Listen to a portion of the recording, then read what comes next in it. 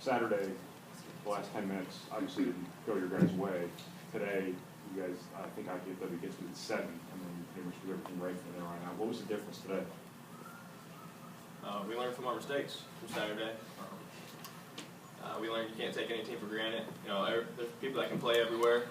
So, and we learned that lesson the hard way. But a good team adjusts to that stuff, and that's what we did today. Good answer. Defensively, what was better tonight than the way things went on Saturday?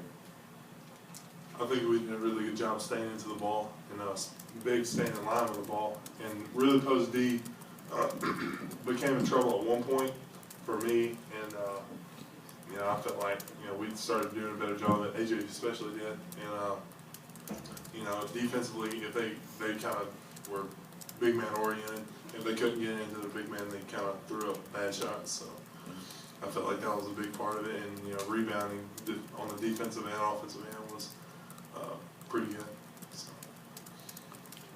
AJ, when you guys, you and Dakota or Isaac are dominating inside, it just seems, Isaac started touching on it, but you just disrupt the other team, everything they're trying to do. They just kind of look a little bit panicky, especially, when they would try to take the ball inside and then throw it back out. Can you talk about how much that affected the game, in your opinion? That's just coming in, like he started out the game good, just keeping the ball high, just scoring. After, like, you just see him, we keep scoring on the inside, drawing everybody in, and then just open up shots for Dakota. Even though they wasn't, everybody, the outside shots wouldn't fall today, even though it's still going to open up and they're going to be ready for it next game. AJ, you and Kendall didn't start, but obviously you played a lot. Did that provide a little bit of motivation to not start for the first time? Always. It doesn't really bother me, but it started motivation because Coach had to talk to me about it.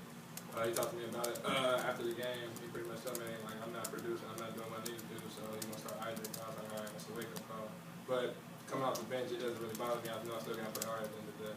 Because you and Kendall both responded. You had your game, Kendall had a big game. He still had a good game. He missed some shots. Isaac, just being able to get that first start for you, what did it mean? It was pretty good.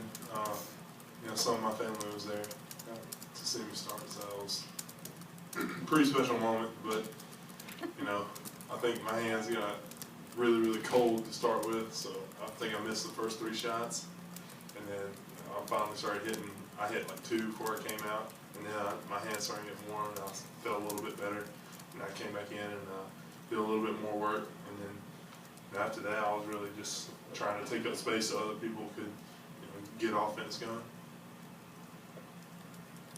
Dakota, there was that stretch they'd gotten within 7. You guys maybe bogged down a little bit on offense against your zone.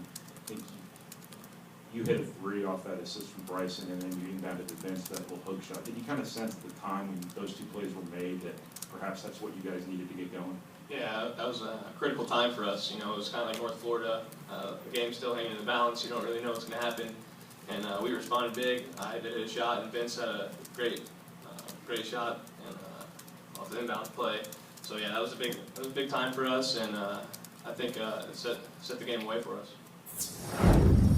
The effect that 2 7-footers can have on a game. A few years ago, Robbie Hummel was playing your 5 in certain situations, right. But tonight I thought it just seemed like pass after pass, shot after shot of theirs, they were in contorted states, altered because of those big guys. Just from your perspective, that was just really evident, wasn't it? Could you talk about that? Well, I thought, first of all, we wanted to make an effort to get the ball inside as much as we could and be more patient. I think you saw at times when you do that, you get a little deliberate. But I'd rather be that way than play through the shot clock a little bit. I just think those guys have the right of first refusal. I didn't think they did a very good job tonight finishing, especially AJ. But I thought AJ's effort was good. And I think as long as he has a high level of effort, he's going to be productive. And so they struggled to finish around the basket. I mean, we had some block shots, but I thought we altered more shots than we blocked. But I just liked the effort from both those big guys. I thought they ran harder in transition. I thought they changed a lot of shots. And you know, for those two guys, you know, in 40 minutes getting 23 points, 17 rebounds and 6 blocks, and not finishing well. So, you know, we just got to keep working on, you know, being able to play through the post. I think we're going to see a lot of different looks, and then I think we'll knock down more shots. And our shot selection, we still go through ruts where our shot selection's not great. We got to do a better job of starting the second half. When they got within 7, the other day could have gone through the run. What was different between today and what happened on Saturday? Well, a lot of things were the same, you know, starting the second half up to that point, and that's what I, you know, really try to emphasize. This is good for our team to see how we'll respond to it. I just thought we did a better job. You know, making a couple shots really helps you, and we were able to make a couple shots after that, but doing a better job of just getting some stops and keeping the ball in front of us and not having some simple breakdowns on the defensive end, and then just executing offensively. You know, both you and the players talked the other night about the inability to make stops and how crucial that was. What did you like better defensively tonight? Obviously, the big guys were a presence with the shot blocking early, but just overall. Yeah, well, it's a different system, you know, that one team's running versus the other. Theirs was more of a perimeter-oriented thing. They really run, I'd say 75% of what they do into fours, into post-up. He had 25 and 10 the other night. He's really played well. And him getting into foul trouble, for them, they don't have another guy like that to go to. They move their 4 to their 5, and he's not the same type of little post guy, even though he's a productive player. I just thought that was probably the crucial point of the game, was getting him into foul trouble. And then we really tried to put more emphasis on sticking with those perimeter guys and not letting them get threes. I still thought they broke us down off the dribble too much. We got to do a better job of containing the dribble. Now, go ahead, Brad. No. The fact that you didn't start AJ, you didn't start Kendall, and they responded. Can you talk about that a little bit? And in a way, Isaac in particular played well, but both Isaac and PJ. Right. Well, I thought, you know, Isaac deserved to start. I thought he was very productive. He shot 73% from the field. He's leading us in scoring. He leads us in rebounds per minute. He's turned the ball over 10 times coming into this game, and 5 were in one game. So really, in 7 games, he only turned the ball over 5 times, which is great for a huge post like that gets a lot of attention. So I just thought he simply deserved it. AJ at times has responded to coming off the bench, where he's had a pretty good game or two, and he's done better there. But it was more of just him deserving it. And you know, I thought Kendall's shot selection.